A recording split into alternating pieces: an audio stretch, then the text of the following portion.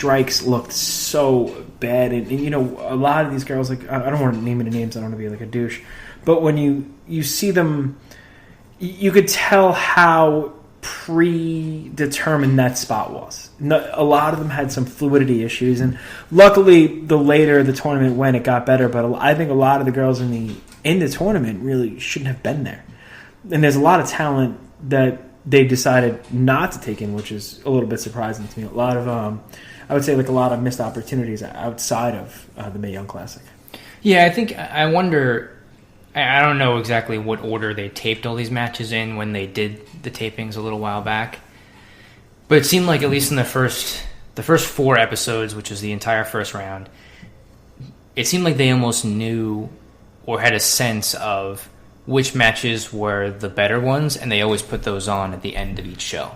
Yes. Right? Like Mia Yim's match was the last match on the show that she was on, I believe.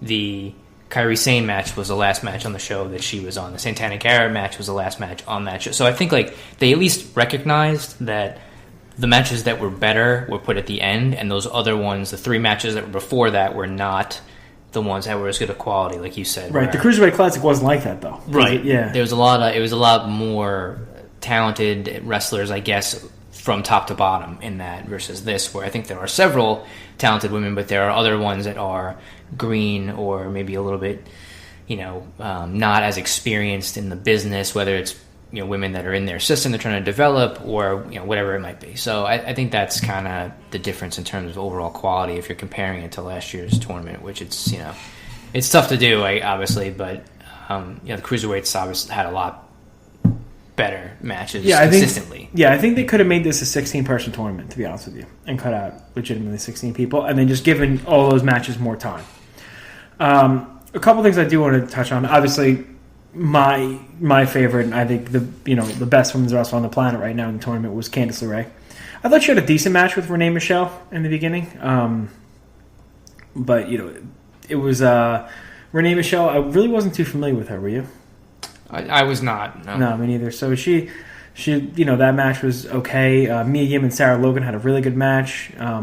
Mercedes Martinez, does she remind you of anybody? She does, but I'm trying to think off the top of my head. Is it Rosa Mendez? Is that you think? I was thinking Chris Cyborg from UFC. Oh, okay. She got like a very... Rosa Mendez, not it? Okay. No. That's fine. Sorry. I mean, she's got a very, I'm going to beat the shit out of you look to her, and she really fits the part. Yeah, it's really good. I follow her on Twitter now. I also do. Toni Storm, she kind of reminds me of a female Marty Scurll, like in her entrance. The Natural told me it was, what do they call it? Very steampunk. Have you heard that term? I've heard the term, yes. I don't know what it meant. Cool enough to understand what it means, but I've heard the term. I had to Google it, and I still didn't understand it, so I'm not going to talk about it, but she's got a very steampunk look. Is it on Urban Dictionary? Probably not. I would also don't go to Urban Dictionary. It's probably pretty bad for us. Piper Niven has she's got an interesting look. It's different. Yep. Sure is. Okay. I'm going to call a spade here.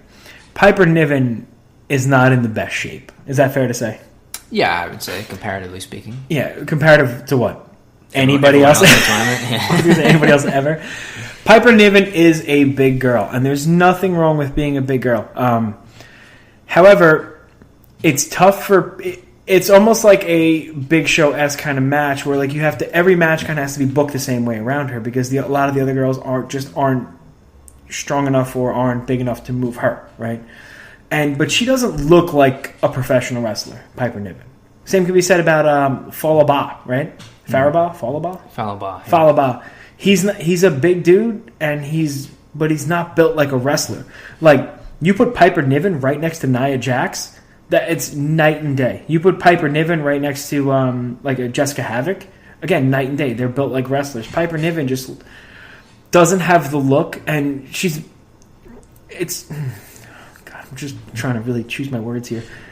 I find it incredibly hard to believe that if Piper Niven went to the Performance Center and she stayed there for a year, she would look the same that she does now.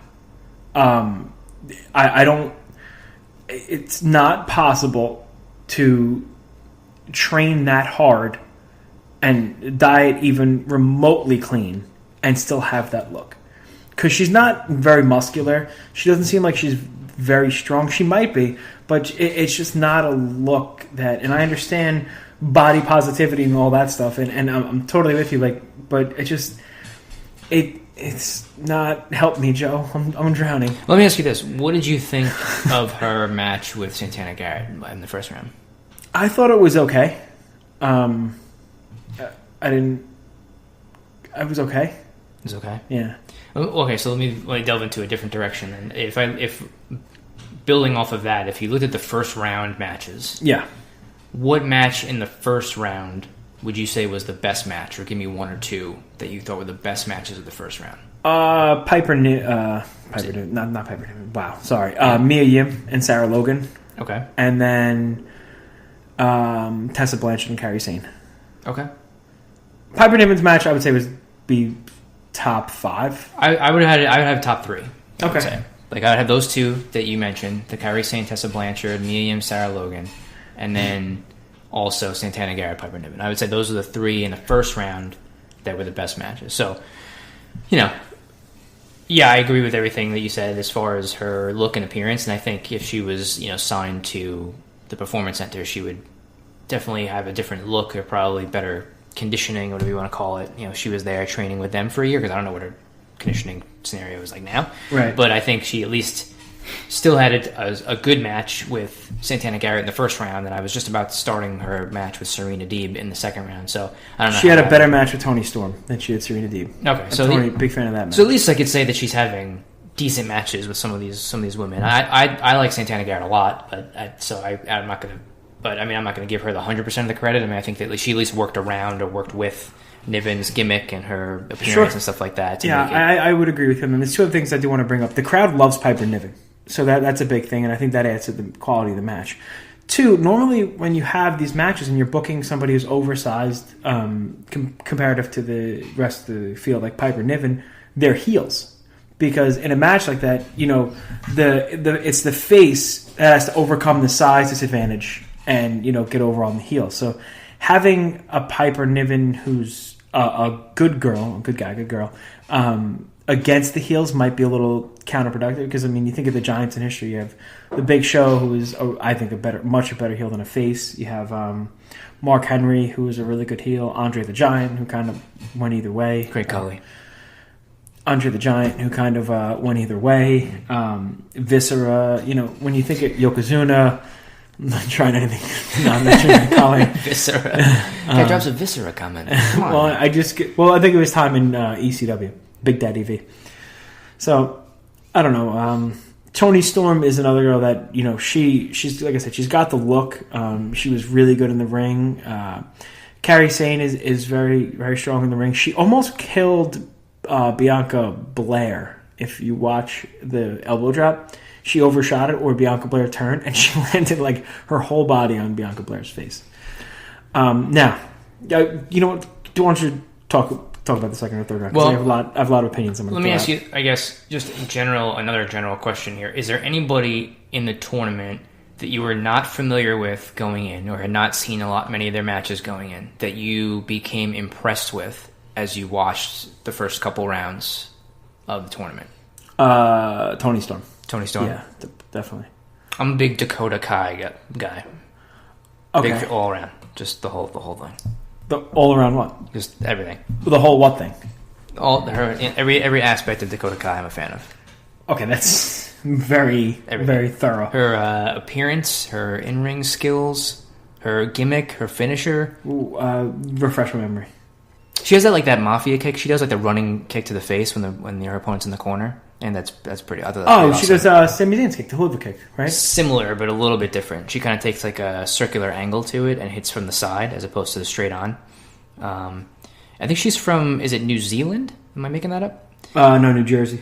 Just kidding. Oh, that's who she is. Yes. Sorry.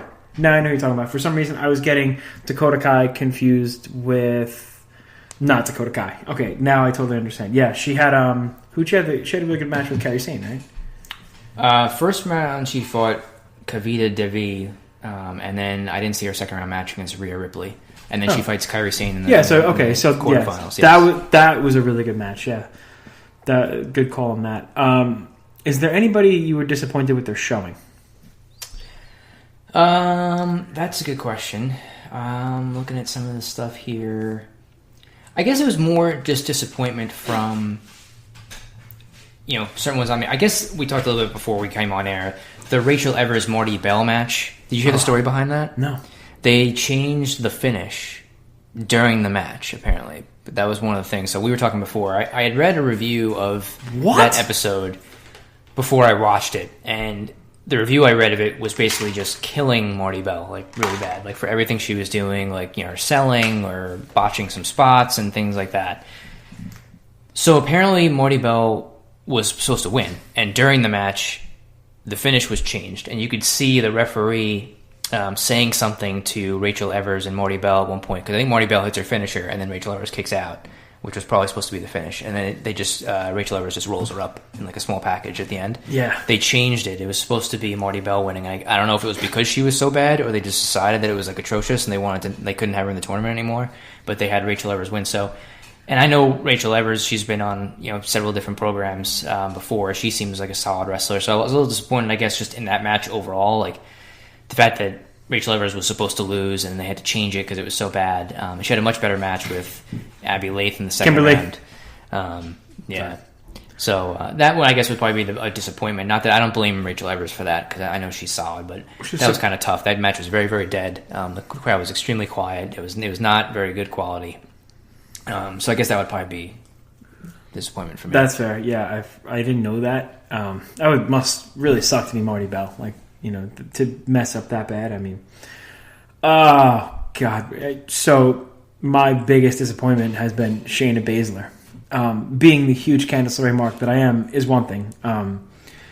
But I have a problem with Shayna Baszler in the ring, period. Her look is interesting.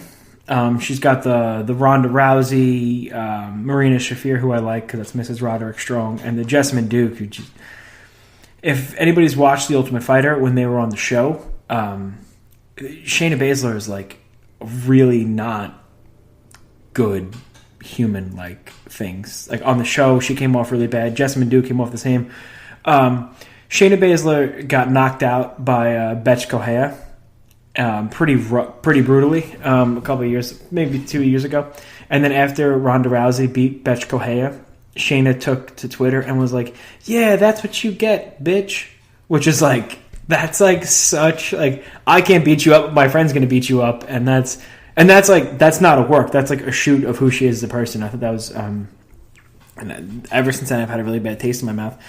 But I know a lot of people are kind of comparing her to like a female Matt Riddle because they have like a very similar style. They both come from the MMA background. But I'll tell you this: Shayna Baszler in the ring.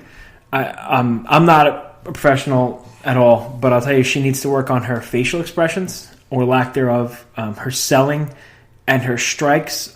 For somebody who knows how to strike, look worse than The Miz, which is, you really got to try hard. I haven't seen Shayna Baszler versus Mercedes Martinez yet, but I saw her other two matches against Zeta and Mia Yim, actually other three matches, and Candice LeRae. So I was really hoping for a better performance, but I didn't get it. So, and I think do we say what the plans are? I don't want to spoil anything for anybody. Well, I don't know. I mean, if you've watched, I guess the 8 episodes, they sort of, in one of the episodes, right, they tease a 4 horsewomen of NXT versus the 4 horsewomen of whatever MMA type thing. I don't know if there's discussions about doing a match between a 4-on-4 match, whether that's at Survivor Series or something along those lines between them. I don't know how they would do that, being that I'm not sure that the other MMA horsewomen are trained to be professional wrestlers. I don't know that, other than Shayna Baszler. I heard Ronda Rousey might be training. So I don't know how you would do a 4-on-4 match with like 4 of your top main roster women's wrestlers versus 4 MMA women, of which 1 is trained to be a professional wrestler. I don't know about the others. And then who do you have win that match? Like, you would think, in a wrestling match, you would have the women's wrestlers win rather than bury 4 of your top women against the MMA. But I guess perhaps long term, they're looking to get Rousey at WrestleMania for a match. So I don't know if any of that's true or if it will happen. It's just stuff that's been talked about. So, and again, I don't know if that's going to impact who wins.